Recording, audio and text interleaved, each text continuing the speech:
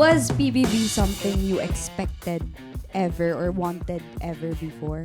Ayun, like, hindi ko talaga in-expect na abot ako ng big night, ganun. Akala ko first week pa lang ma-evict na ako sa ugali ko, ganun. So, Tumaiba lang. Anong gawaing bahay? Yung akala mong, kumbaga natutunan mo doon na hindi mo talaga ever ginagawa before. paglinis ng CR sa bahay namin, hindi talaga ako naglilinis ng CR. Di ba may mga book dyan sa drain? Hindi ko talaga yan kaya hawakan, pero doon nahawakan ko. Wala akong choice. Naramdaman kayo pandidiri. Hindi mo pa alam kung kanino yun eh, no? Ay, hindi naman nag-cringe, pero nagulat ako na ganun pala ako kumain. Ganun pala.